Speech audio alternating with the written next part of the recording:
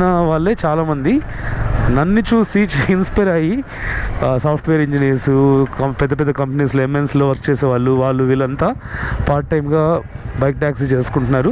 మంచిదే. దానికోసం ఏం జరుగుతుందంటే సప్లై తగ్గుతుందన్నమాట. అంటే యూస్ చేసే వాళ్ళు ఎక్కువ లేరు, సేమ్ అదే పాపులేషన్ ఉందన్నమాట. కానీ రైడర్స్ ఎక్కువ పోవడం వల్ల మనకు రైడ్స్ తగ్గుతున్నాయి ఈ మధ్య.